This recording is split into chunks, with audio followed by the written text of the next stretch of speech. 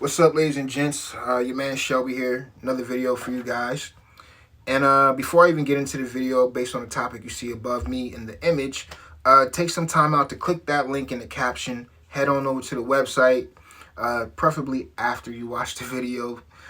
Don't want to miss out on some educational content I got here for you guys. There you can purchase my PDFs, which everyone and their mama is using. I'm not even trying to hype it up. Everyone is literally using my framework as of right now. And you can also head on over to get a strategic marketing plan done for you.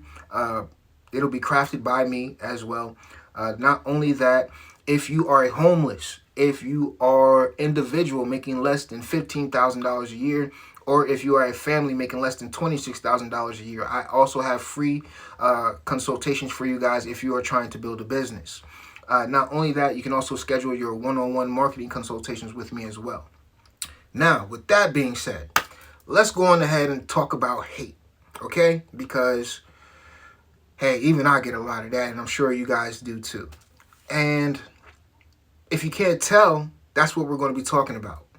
How to overcome it, why people even hate in the first place, and pretty much how to improve as an individual. Now, when people hate, it's rarely ever about logic or cognitive thinking. It's really fear talking. It's a fear of the unknown, fear of losing status, really just a fear of anything that feels like a threat to your comfort, your culture, or even your identity. And hate shows up when someone can't make sense of the world in the condition that it's in. So what they'll do is they'll latch onto the closest target to blame to avoid accountability. And us as humans, we're wired to love shortcuts. When life starts to get a little hectic or even chaotic, folks break everything into a whole us versus them mentality. What that does is it really gives a quick hit of certainty, even when they're dead wrong. And that's how entire groups get slapped with labels that they never even earned. And a lot of hate is really just misdirected pain. You know, it really comes from people who feel powerless, people who are frustrated or hurt. And these people will sometimes dump that energy onto someone else. And it's due to it being easier to project than it is to heal. It's easier to blame than it is to grow. And in reality, hate doesn't grow by itself. It's passed down through family culture, through community norms, media, as you see it all over social media and in the news, and even peer pressure. Like, for instance, when you're growing up, you always had that peer pressure there. Someone in your ear saying, nah, I don't like that person. You shouldn't like them either, right? It's taught, pretty much, rehearsed, and it's reinforced until it feels familiar. It's reinforced until folks think prejudice is just how things are. And it's not. Yet and still, you have the moral angle behind it all. When someone believes another person is violating some sacred value of theirs, they stop seeing them as human. And once dehumanizations take place, that makes the hate feel righteous. That's how things get dangerous. Now, you have to realize hate is really emotional. It's not rational. It's a mix of fear, confusion. It's a mix of ego, insecurity, and years of learned behavior. So at this point, you're probably wondering, how do people break the cycle? And you really have to start by stepping out of your comfort zone. You have to step out of that bubble. You have to be able to get comfortable while being uncomfortable.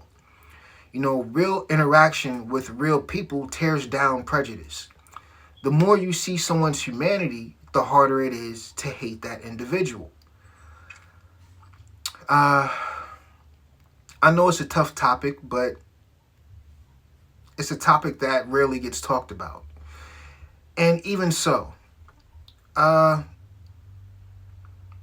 even imagining positive interaction with someone can change your mindset. You know, I'm pretty sure we've all had that moment in life where you've had, just to paint a picture, you had that instance where you want to talk to that girl that you like, or for the ladies, you want to talk to that guy that you like, and you rehearse the conversation in your head. The brain rehearses connection before it ever happens in real life. And imagining that positive interaction can shift your mindset, like I was saying earlier. Then comes the tough part, which is self-awareness. You know, questioning your own biases, checking your own assumptions, doing the actual inner work. That's what you would call emotional intelligence in action. Everything from compassion, empathy, and education, all that does is take it even further. When you learn someone's story, when you understand their struggle, the walls begin to drop. The bridge builds. And that whole notion of labeling someone them, that they now become us. And the deepest transformation happens when people face their own pain instead of projecting it onto others. And healing yourself keeps you from harming someone else as well. So just pause, let that sink in for a second, because that's something, like I said earlier, that a lot of people don't want to touch on because these are tough topics to speak on. And the reason why I'm speaking on this is because it matters right now in this day and age, because hate is not just personal, it's systemic. It lives in institutions. It lives in narratives. We all know it lives in history. For instance, for marginalized people, especially the black and brown communities, hate has been used as a weapon to suppress dignity. It's been used as a weapon to suppress opportunity. It's been used as a weapon to suppress power. And calling it out is part of reclaiming our humanity as a human. So when more people choose empathy over ego, compassion over division, connection over division, awareness over autopilot, we begin to shift culture. We build solidarity. We build strength. You start flexing on motherfuckers. Just be real with you. And for anyone out here grinding, you know, they're creating from nothing. They're surviving pressure most people couldn't even imagine. This mindset is a competitive advantage for a lot, if not for everyone. And understanding hate keeps you centered. It keeps you strategic. It keeps you grounded in your purpose. Excuse me. So when you see hate for what it truly is, you stop reacting and you start leading. But with that being said, ladies and gentlemen, that's going to be the end of this video. Like I said in the beginning, make sure to check out the link in the caption above. There you'll find my one-on-one consultations that you can schedule with me. Make sure to schedule those out 24 hours ahead because I do have some other people I have to speak with. There are also no-cost consulting programs that I have going on. That's there. My service and solutions, services being my marketing strategic plans that I'm giving out. Pretty much price ranges are there. Everything's there. Just pick what you need. Let me know what it is that you're actually looking for based on your brand. Pretty much leave it in detail.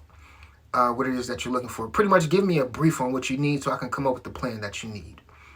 Not only that, check on out the YouTube too. I have a playlist there called Real Talk Marketing with Shelby. Topics that aren't really spoken on, all right? But with that being said, y'all, doses. This your man Shelby. I'm out, and y'all be easy.